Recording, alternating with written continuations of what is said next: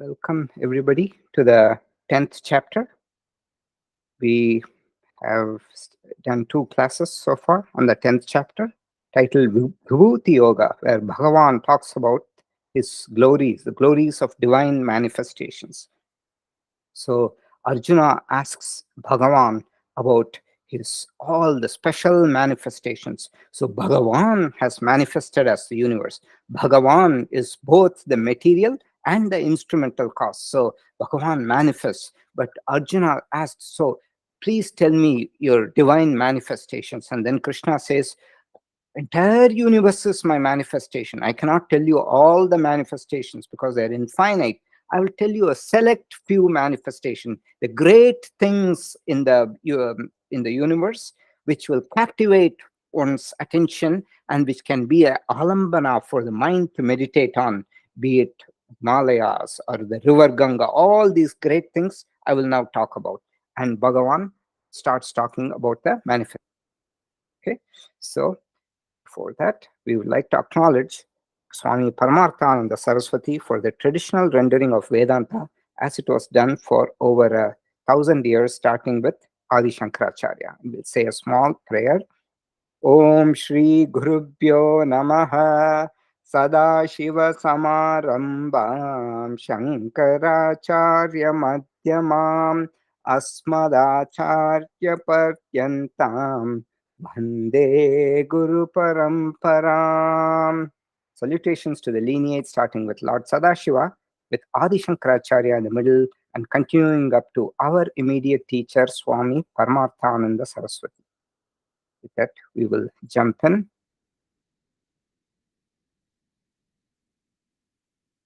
So now Bhagavan starts talk. So we saw the meaning of the word Bhagavan, one who possesses the sixfold wealth, right? Aishwaryam, Viryam, Yashaha, Jnanam, Shri, Vairagyam. All these power, valor, fame, knowledge, prosperity, freedom from all dependence.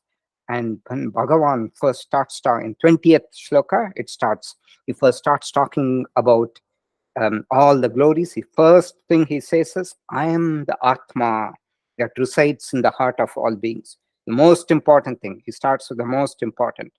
And I am also the beginning, middle, and the end of all beings. And last time we saw the 21st shloka, Adityanam aham Vishnuhu Jyotisham Raviram Shumam Marichir Marutam Asmi Nakshatranam aham Shashi. He says, of the Adityas, I am Vishnu. I am the radiant sun among the luminaries. So Jyotisham, Jyotish means radiant. Jyotisham, Ravi Amshuman. Ravi refers to the sun. And who's the sun? He is a possessor of Amshu, Amshuman, like Balavan. Amshuman possesses Amshu. What is Amshu? It's a ray. So the sun, the possessor of rays. Then Marichihi, Marutam Asmi. I'll tell you what the Marichi and Maruts are in just a minute. And among Nakshatranam, Nakshatra doesn't mean stars, it just means the heavenly bodies. Among the heavenly bodies, I am the moon. Moon is not a star, so we know that. But Nakshatra, literally, it means the heavenly bodies in the sky. I am the moon among the nakshatras, luminaries in the night sky. Now, Marichihi, let's go to first. Okay. Marutas are supposed to preside over the Vayu Tattva, the wind principle. So there are 7 groups of 7 each, totally 49 in total, different types of Vayu Devatas presiding over various aspects of the wind. So all these forces in nature, they have a Devata associated with it. This is how it is in Indian mythology. Among these 49 Maruta Devatas, I am Marichi Devata, says Bhagavan. Marichi presides over the beautiful breeze, which makes us feel very pleasant. That is Marichi. Marichi also means a dazzling light. Marichi also is the name of a rishi. So you have to interpret it based on the context. There's an asana called Marichi asana. So that is a wrapping asana. It can mean radiant. It can also be, there's a rishi called Marichi. So All these are there. Now, okay. So he's now talking about all the Devata. Adityanam, Aham Vishnu. So there are 33 Devatas, deities or gods. Devata means a deity presiding over a force of nature. Adasha Adityas. Aditya means the sons of Aditi. Okay? So Aditi has many sons, and the 12 of them are the Adityas. They preside over the 12 phases of the sun in the 12 months. Okay, we'll see that soon. Then Ekadasha Rudraha. Rudra is it's like a fierce form, protector. It's an Amsha of Shiva. So there are 11 Rudras, Ekadasha Rudraha. Then Ashta Vasavaha, the 8 Vasus. These are the deities of material elements. Jao, sky, Prithvi, Vayu, Agni, fire. Prithvi is earth, Vayu is wind, Agni is fire, Nakshatra are the stars of the heavenly bodies, Varuna water, Surya sun, Chandra is moon. So Ashtavasavaha. Then Indra is special. Indra, king of the gods, Indra, and Prajapati, the creator. So totally 12 plus 11 plus 8 plus 1 plus 1, 33 devatas totally. Now let's come to Adityas. So these are the 12 Adityas. Okay, one of them is Vishnu. Vishnu was Vamana Avatara. So Vamana was also born to Aditi. Okay, so Aditi prayed for one ideal son, and that was Indra. But then there were 11 other sons that were born, and they preside over 1 month. Each one is the presiding deity for that particular month. So it doesn't exactly start like an English calendar, March, April, like that. It runs from the middle of March to the middle of April, like that. Dhatha, Aryama, Mitra, Varuna, Indra, Vivaswan, Tvashta, Vishnu, Amshuman, Bhaga, Usha, Parjanya. Parjanya is a rain god. We've seen that in the 4th chapter. Yajnat bhavati parjanya, parjanyat anna sambhavaha. From yajna, all the yajna, the worship, comes rain, and from rain the crops grow. Anna sambhavaha, food comes. Okay, we've seen that in the 4th chapter on yajna. If you remember, Bhagavan talks about yajna. Yajnas were very popular those days. So Aditi, he talks about the 12 Adityas. Now let's look at the Ekadasha Rudraha. Okay, so first, before that, there's Adityanam Aham Vishnuhu, he says. Of all the Adityas, the most special one. Who's that? Vishnu. Even Indra thinks he's special, but Indra is not special. I'm the Vishnu. So how is it? So this is Vamana Avatara. Vamana avatars, many of you would have heard of Vamana avatara. So this is the avatara in which Bhagavan takes the form of a small child to quell the ego of Bali. Bali was a Rakshasa king. He was the grandson of Prahalada. And he got a lot of power from the blessings of the descendants of Bhrigu with the help of Shukracharya, and with all the yajnas that he did, he got enormous power. Shukracharya, you will see Shukracharya soon, and he'll say, I'm of Kavinam Ushana Kavihi, of all the people who have omniscience. Some people, they can see the future.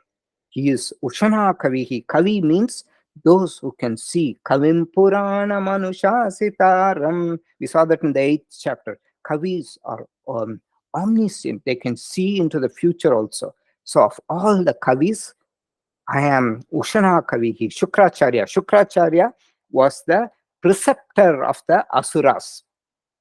Preceptor means he's like the chief priest for the Asuras. Even the Rakshasas had a chief priest, and that was Shukracharya.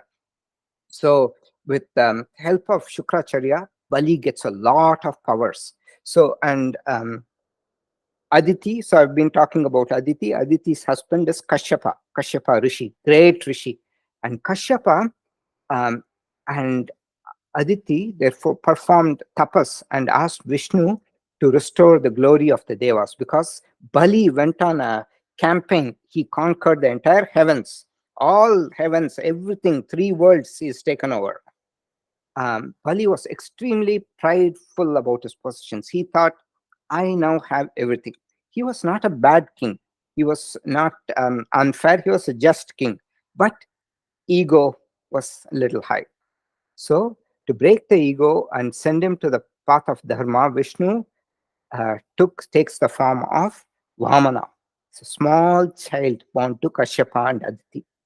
This little child, then one day, um, Bali was performing a great yajna, and Vamana, he was at the end of the yajna. What people do, they distribute wealth and things to people. First to all the priests who chanted, and then to all the villagers and everybody. Whoever comes, they get whatever they want. So the king donates most of his wealth. So he has so much wealth, conquering all the loot from heavens. He's giving away everything. And at the end, he was about to wrap up and go. Then this child comes, this little child, and maybe 5, 6 years, 7 years, something like that. And the child comes, and um, Bali says, "Oh, a son of a Brahmana, it appears that you have come here to ask me for something. Therefore, take whatever you want. You can take from me. Oh, best of those who are worshipable, you may take from me a cow, gold, furnished house, great food, drinks, um, anything that you want, horses, elephants, chariots, whatever you want, you can take." Then um, Vamana, he praises Hiranyakashipu. So this is this, great uh, grandfather, right? So he's grandson of Prahalada. So he praises all that, and then he says, "Oh, king of the Daityas, from your majesty, who has come from such a noble family, who are able to give charity just effortlessly, I only ask for 3 paces of land measured by my steps." So the child says, 3 steps where I can put my steps, 3 of that, that's all I want. The child, little feet. And then Bali, he just laughs, and he says, "Do you want just 3 pieces of land that where your feet can hold?" He laughs. And then Shukracharya, who's standing behind him, Shukracharya is the preceptor, he's the chief priest of all the asuras. He, he just pulls Bali, and this person is here. Be careful of what you commit. Don't give him anything. Don't give him anything, because this is Vishnu who has come in this form. But Bali, because of his ego, I have so much, don't worry about it. I'll take care. Even if he asks for something else, I will give. I have so much wealth. And then he says, so be it. And then this little child starts growing big, big, big. So in the first step, it takes the entire earth.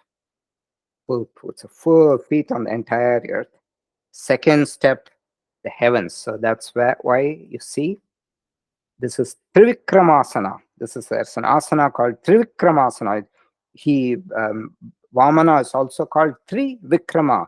He's victorious over all 3 worlds. So we'll see why he's victorious over all 3 worlds. Vikrama. Vikrama means victory. Vikrama means one who has gained victory over the 3 worlds. So he's shown, depicted as putting his feet next on the heaven. Second step on the heaven. First step on the earth. Second step on the heaven. So the third step, he doesn't know where to place it.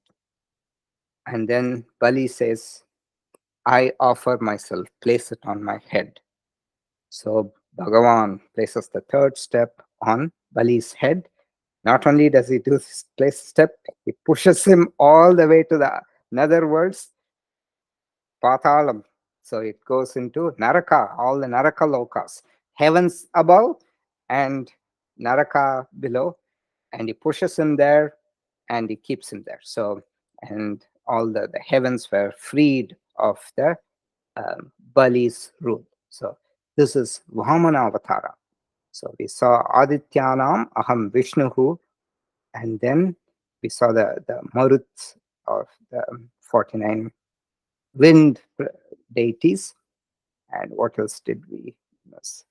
Okay, then the Vasus. So the Vasus are the presiding deities over all these things. So, and then Bhagavan goes on to say, Vedanam sama vedosmi, Devanam asmi vasavaha, Indriyanam manaschasmi, Bhutanam asmi chetana. Okay, so there are 4 Vedas. Usually 3 of Atharva Veda, they don't quote much. Atharva Veda, so Rig, Sama, Yajur, Atharva. Atharva has a lot of this magic, mysticism, black magic also. Um, in the Bhagavad Gita, when he says Rig, Sama, Yajur, Evacha, he just, Bhagavan says, I am the Vedas. And he uses the 3. He doesn't somehow quote the Atharva Veda. So Rig, Sama, Yajur. Of these Vedas, I am the Sama Veda. Why does he choose Sama Veda? Because Sama Veda is the only Veda which is musical in nature. The entire Veda is poetry. It's very musical in nature. And of all the gods, Devanam, I am the king of the gods. Who is the king of the god? Vasavaha refers to Indra. Indra is the king of the gods. Now you have to remember this. Even the gods, even Brahma's position, it is a post. It is not a permanent position. So Indra is a post.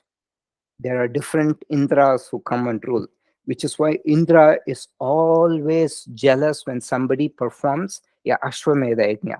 So if they perform a certain number of Ashwamedha Yajnas, like 10 or something, then they will get so much power that they will become Indra. So he's like all these dictators and everything, they're holding on to the power, right? So whenever there's a big yajna going on, Indra will come and steal the horse. Ashwamedha yajna is supposed to be the greatest yajna. Indra will come and steal the horse. We'll see that story soon in the Ganga of Tarana. So, but he has also, to be in that post, he has done, as in the heavens, as the ruler of the heavens, he has done a lot of punya. So it's a human who's, because of the punyam, he goes to the heavens. After the jiva exhausts its merits, comes back. And he could come back as humans or animals or plants. Okay, so devas refers to superior jivas. Then Indriyanam manaschasmi. Indriyas are the sense organs. Sometimes people consider the mind, so taste, smell, all this is there, right? People consider mind as the 6th sense. Sixth sense is this intuition, they call it, right? Mind is considered the 6th sense. Bhutanam asmi chetana. I am the sentience in every living being. I am this consciousness in every living being, this ability to reason, which gives the sentience to an otherwise inert body. That I am chetana. I am that Rudranam Shankaraschaasmi Vittesho Yaksharakshasam Vasunam Pavakaschasmi Meru Shikarinamaham. So of the Rudras, I am Shankara, Shiva. We'll come to the Rudras soon. Vittesho Yaksharakshasam. I am Vitteshaha. Vittesha refers to Kubera, the god of wealth. We'll see a story of Kubera also. So many stories. I think this rate will just cover 2 or 3 shlokas in this chapter. Mm. Of the yakshas and rakshasas, I am Vittesha. So yaksha and rakshasas, slight difference. Rakshasas are the asuras. Yakshas, they're kind of little bit asuric tendencies, but they have a lot of wealth and things. So Kubera is the god of wealth. He likes to hoard wealth and give a little bit to people who worship him. So he's shown as a big pot-bellied guy sitting, rolling in wealth, sitting on a lot of gold coins. This is how they portray him. Vasunam Pavakaschasmi. Remember, we talked about the Vasus previously. Yeah, Ashtavasavaha. 8 Vasus. Agni is one of the Vasus. So Bhagavan says that of the Vasus, I am, I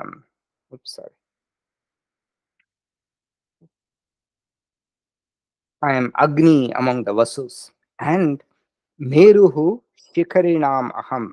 Of all the Shikari is a peak. Shikaram is a peak. Of all the peaks, I am Mount Meru. Okay. Some people say that Himalayas are called the Meru. There are some other people say that uh, in the North Pole there's a mountain, and that is the Meru Parvatam, because when they describe the Meru in the scriptures, they say the sun goes around that Parvatam.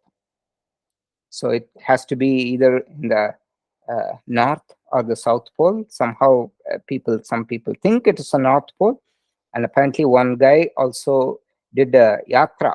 An Indian guy did a yatra, pilgrimage to Meru Parvat. He went all the way to North Pole in traditional clothes. Everybody was worried for him if he'll get frostbitten, but he successfully made the pilgrimage and came back. He claimed he had Meru Parvata Pradakshanam. He went around the Meru Parvatam. Pavaka. What is Pavaka? Pavaka is a purifier.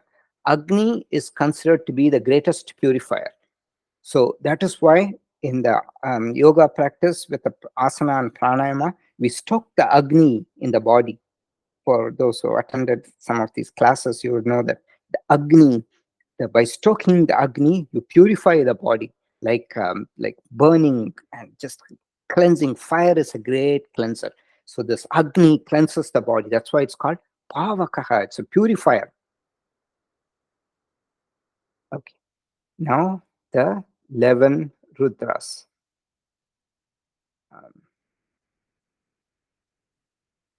So, a second. So the Rudras, what are the Rudras? What were they for? So the Rudras were meant for protecting the Devas from the tyranny of the Asuras. 1 second.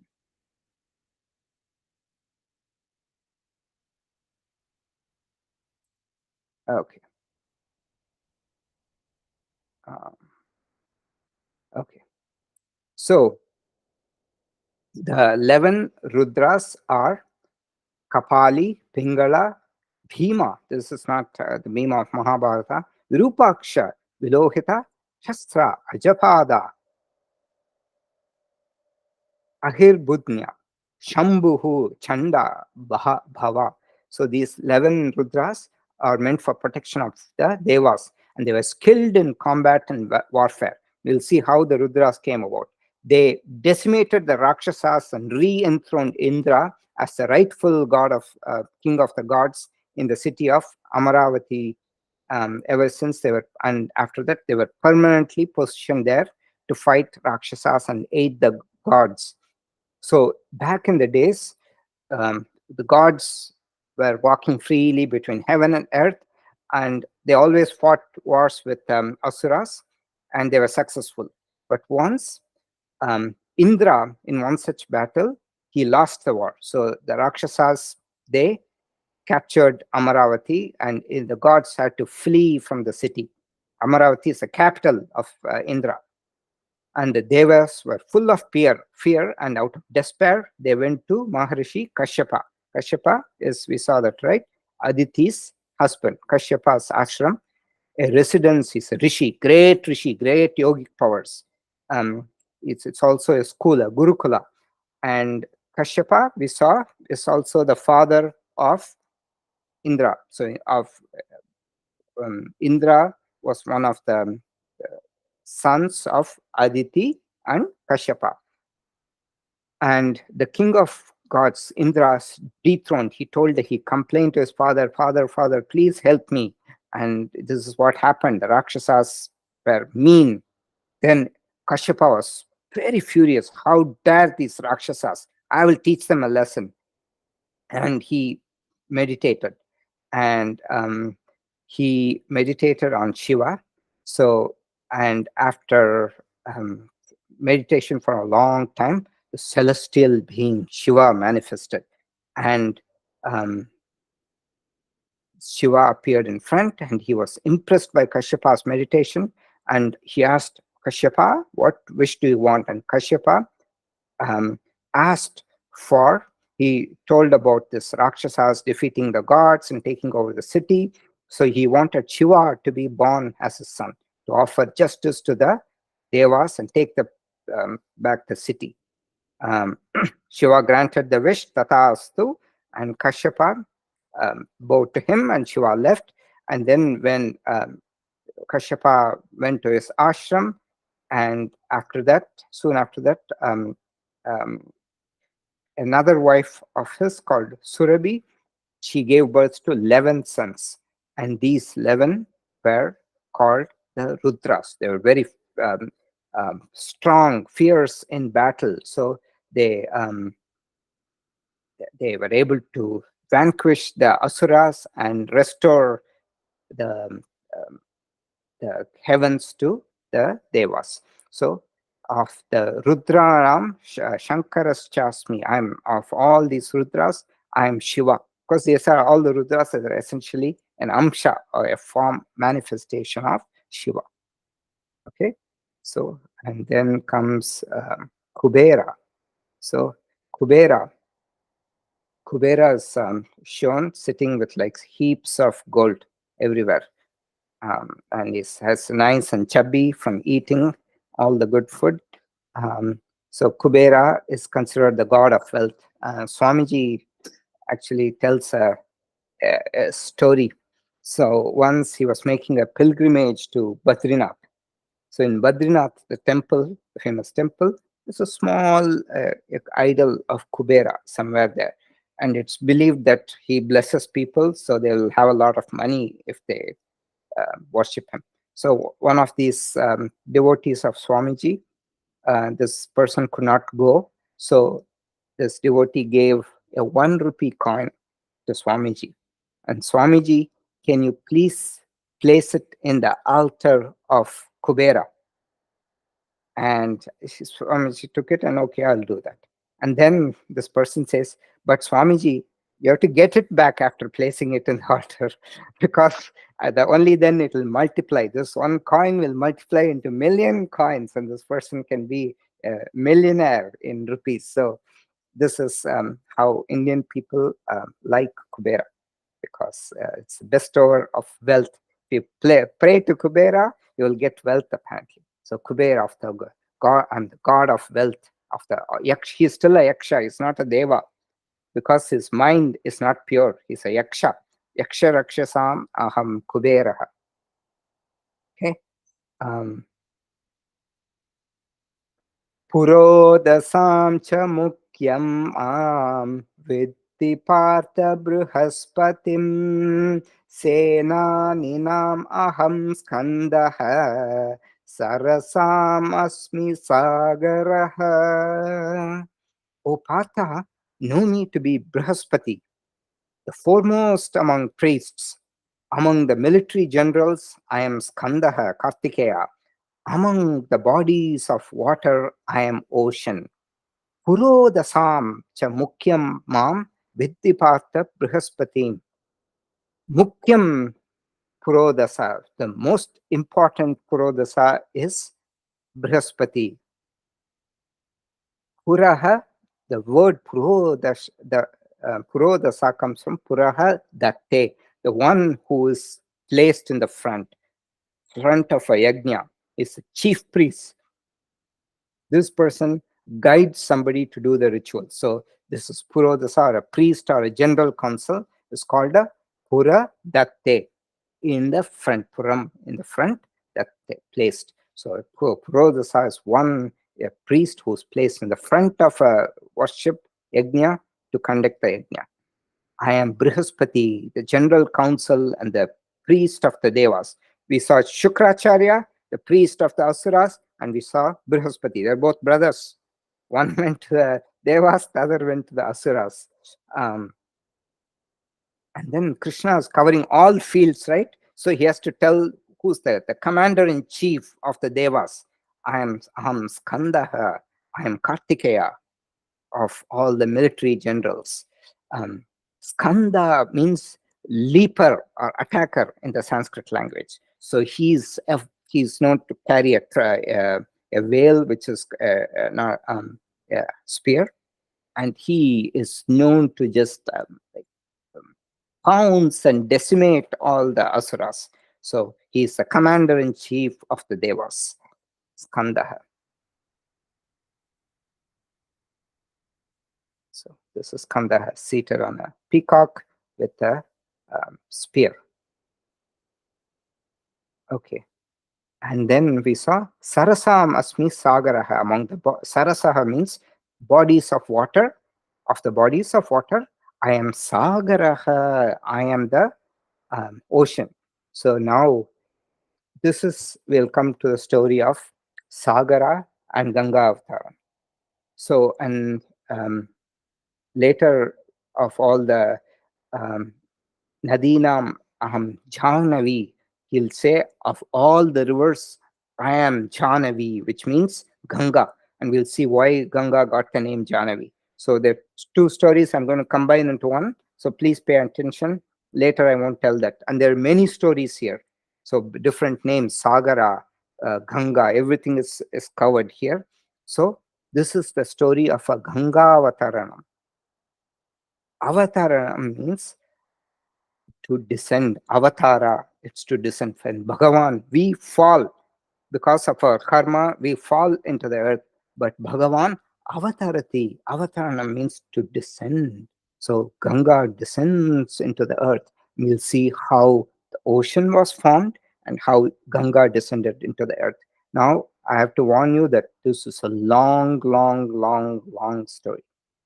I think the rest of the class will go in the story. It is a long story. So please pay attention, and please, if you have any questions, please ask me. Okay. This story is such a long story, and it is told in several Puranas, and it also comes in Ramayana. So when Rama and Lakshmana were taken by Vishwamitra, Vishwamitra wanted Rama and Lakshmana to go and destroy the Asuras who were causing problems. They were throwing meat and everything on the yajna fire and preventing the rishis from doing yajna. So Vishwamitra comes to Dasharatha and says, please give me your two sons to destroy all the evil asuras. So these were kids, 10, 11 years old. Dasharatha was so attached to Rama. He didn't want to, but Vishwamitra is an angry sage. He fears he will curse. So Dasharatha relented, says, okay, take Rama and Lakshmana. And then Vishwamitra, they walk through a forest, and when Rama and Lakshmana are very tired, Vishwamitra tells this story so they would not feel pain in the legs. Sometimes when we are going for a long hike, there's somebody who's telling a story, right? So that at least when kids are walking, so they don't feel the pain and they don't say, mommy, daddy, carry me.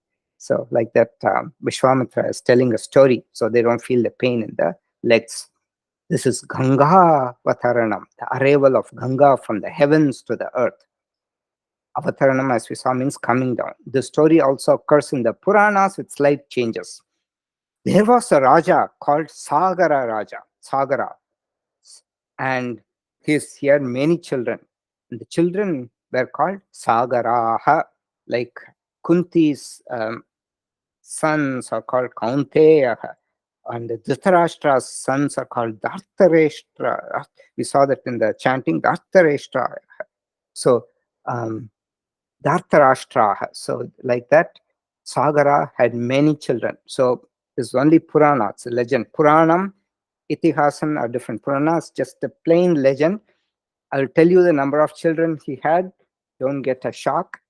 He had 60,001 children. 60,001. They were all called Sagaraha Putraha, the sons of Sagara.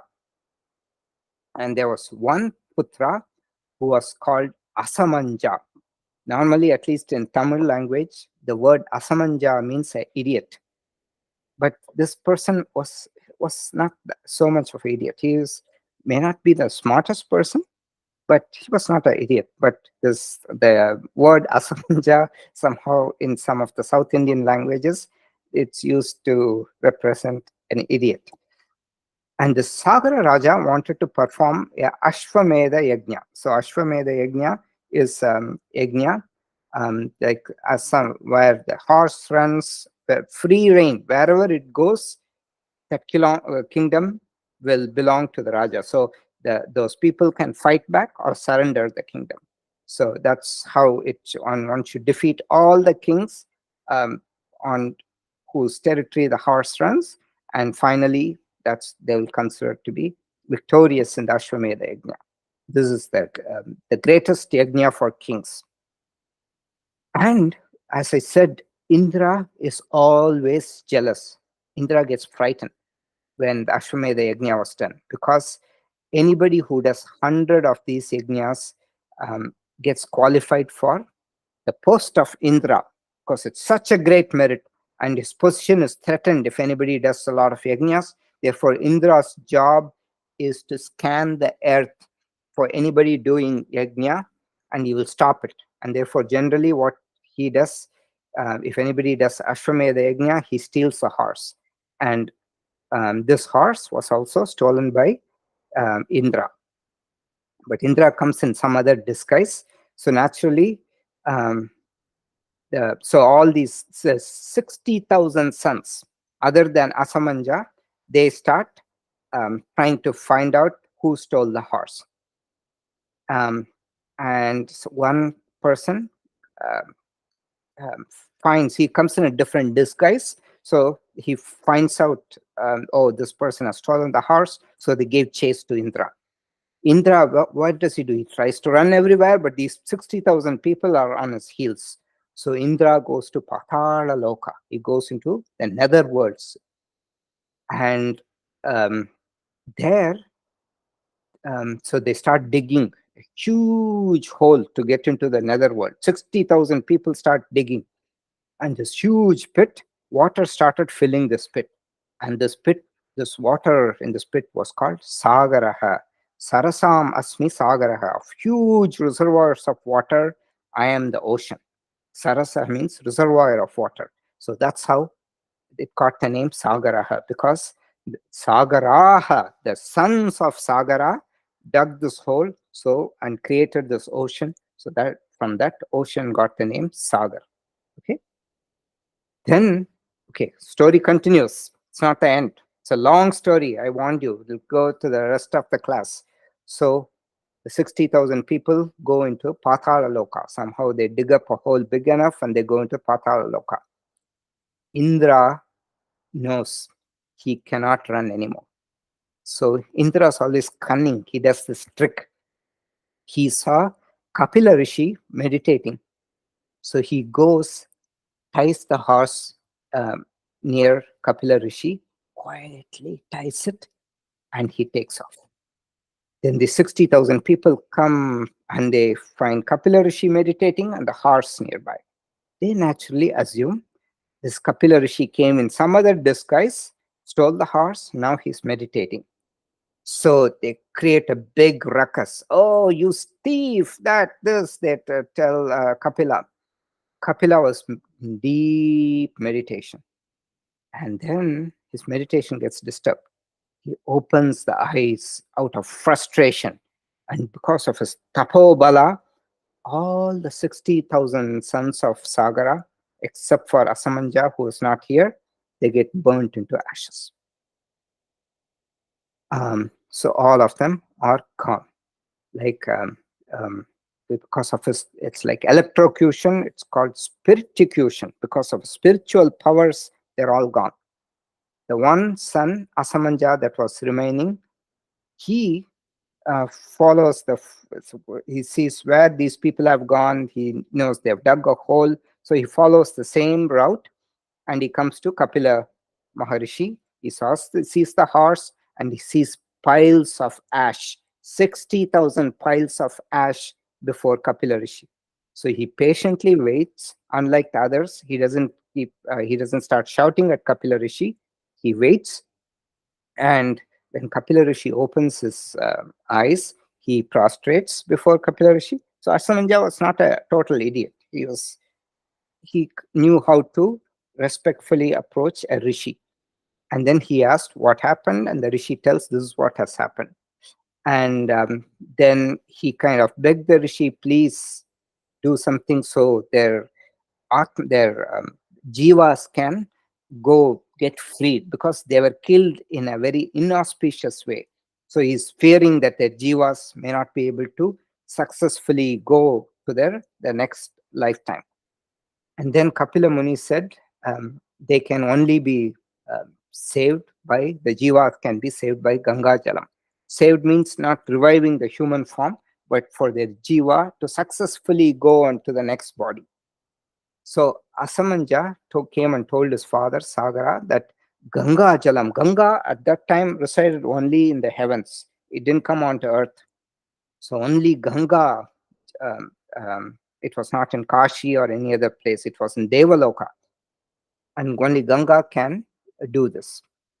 Sagara was already old then. So he told Asamanja, I give you the task of bringing Ganga down and doing the needed rituals to free the jivas of these 60,000 sons. Asamanja, I told you Asamanja was a nice guy, but not the smartest guy. He tried his best, but he could not get Ganga down. Asamanja had a son called Bhagiratha. You would have the term Bhagiratha Prayatnam, which means Bhagiratha undertaking. Undertaking which is so complex, it looks so difficult, is called a Bhagiratha undertaking. Because in those days, getting Ganga is like she's a very temperamental woman. So, it's not easy to please her and bring her down to earth. To get Ganga down to earth, it was not an easy task. We'll see that Bhagiratha decided to bring Ganga. So that's why people call Bhagiratha Prayatnam, undertaking so complex that it is called Bhagiratha Prayatnam. And Bhagiratha decided to bring Ganga, and he inquired and decided to do tapas.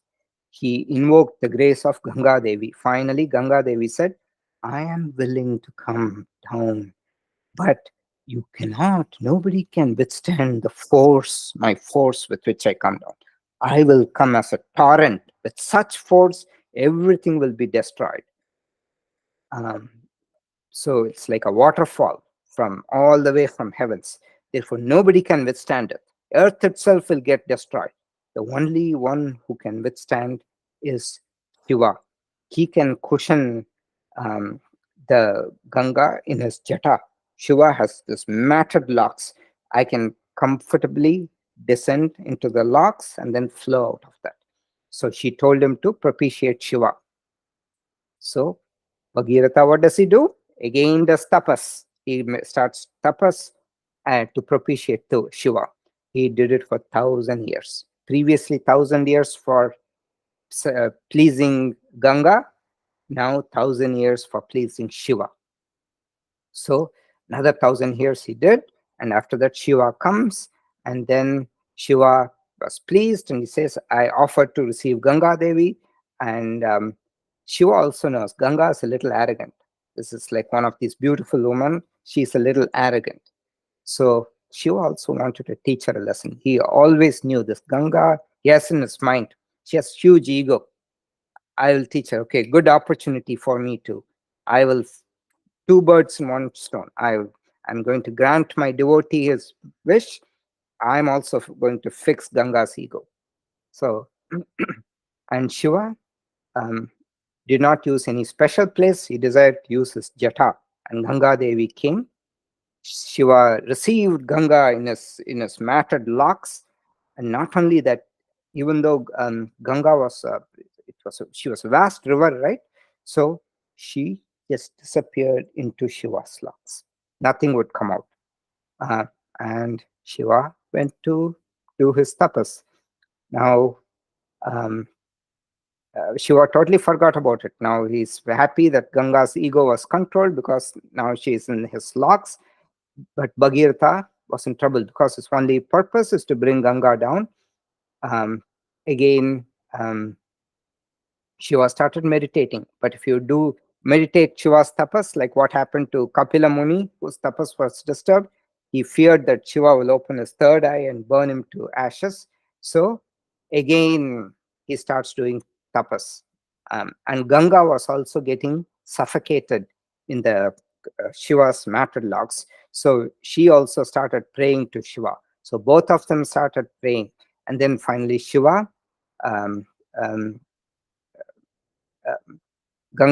Shiva, finally, he realized, but both of them are praying.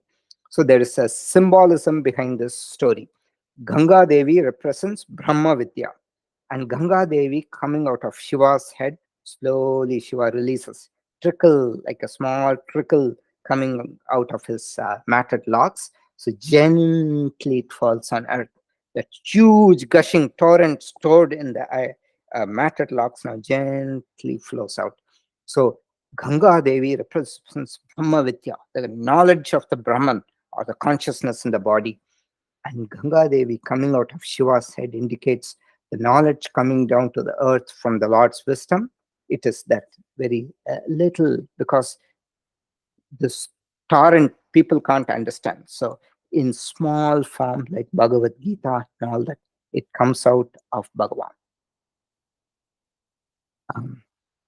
Ganga Devi can immortalize or save the ancestors. Similarly, Brahma Vidya can save all people from mortality. So for Shiva released a small stream. You can see in the picture Shiva doing tapas. There's a small stream flowing. So Bhagirath was very happy because after a lot of effort, Ganga Devi has desired to come down, and now in the earth now she's available. Then what happens? Story continues. Ganga Devi flows through the earth, but Ganga, she's like a playful woman, right? She's a very pretty woman and all that. She gets carried away. Instead of flowing a proper course, what does she do? She meanders like the tributaries. She just playfully meanders. And one such tributary goes through the hermitage of Janu Maharishi. This is where the word you'll see soon, Jahnavi, comes from. We'll see that later. So, of Nadinam Jahnavi, Bhagavan will say. So one of the tributary flows through Janu Maharishi's ashram. And what happens? Ganga, even this trickle, it's like a flood, and it wipes away the ashram. So Janu Maharishi is very upset. So what does he do? How dare you do this, you arrogant woman? He takes the water, he drinks it. So Ganga disappears into his stomach, into Janu Maharishi's stomach. Ganga again gets suffocated. Previously on Shiva's locks, now in Janu Maharishi's stomach. So Bhagirath again got frustrated. So what has he do? It's like he has to give bribes to everybody. Like that, he again starts doing tapas to now please Janu Maharshi. And after that, he pleases Janu Maharshi, he does tapas, and then Janu Maharshi agrees to release Ganga, and from Janu Maharishi's ears, Ganga comes up. So the knowledge coming from the ear, so that's why it's called Karna Parampara. All these spiritual knowledge is transmitted through word of mouth and heard by people. So it's coming from the ears, signifies that from one ear, mouth, to another ear. So this is how it's transmitted. So Ganga represents Brahma Vidya symbolically, and this is how it's transmitted. So it comes from the ear. Since Ganga Devi came from Janu Maharishi's ear, she's called Jhanavi. So we'll see Bhagavan says, of all the rivers, I'm Jhanavi. And finally, Ganga Devi came to Patala Loka, and all the 60,000 Sagara Putras were saved. This is called story of Ganga Avtaranam. And the place where the Sagara Putras were burnt to ashes is called Kapilaranyam, because that is the place in Patala where Kapila Rishi did the tapas. It's called Kapilaranyam. And according to Kanchi Paramacharya, was there many years ago, Kapilaranyam got twisted, and the name became California, apparently. It had some origins in Native American language. So that is what Kanchi Paramacharya says. You can believe it or not believe it, but I always thought the name California, it's a Spanish word, but if you actually Google it, its origins are not very clear. Some people say it from Spanish origins, some people say Arabic origins, some people say Native American origins. So the word California, this is Kanchi Paramacharya's explanation. That is one thing. So Sagaraha story, we've seen a big story of Ganga Avataranam. Let's see how we are doing on time. Then Maharshinam Bruguraham Hiramanyekam Aksharam Yajnanam Japayajñosmi Stavaranam Himalayah. Previously in 10.6, we saw Maharshya Saptapurve Chatvaro Manavastata. So, of all the great Sapta Rishis, the 7 mind-born sons of Brahma, I am Bhrigu. He was supposed to be the greatest of them. And Giram Asmi Ekam Aksharam, of all the words, I am the one and only Omkara. Om. Om is used as a alambanam for meditation. It's a symbol. The entire Mandukya Upanishad is called Omkara Vichara, or arriving at the nature of reality. So in the Mandukya Upanishad, it begins as Om iti etat aksharam idagam sarvam tasyo vyayanam. So Omkara is the essence, it's the entire Vedas. Omkara is the essence of the entire creation. So repetition of any sacred word is called japa.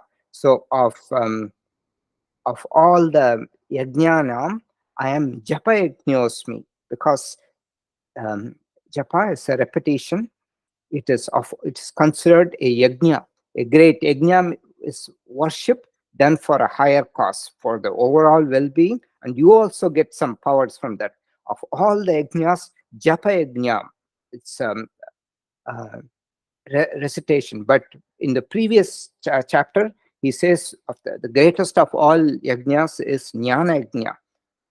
Shreya dravyamaya yajnat jnana yajna parantapa sarpam karma kilam pata. So Bhagavan says of greater than yajnas where people distribute wealth and other things, the yajna of knowledge is very superior.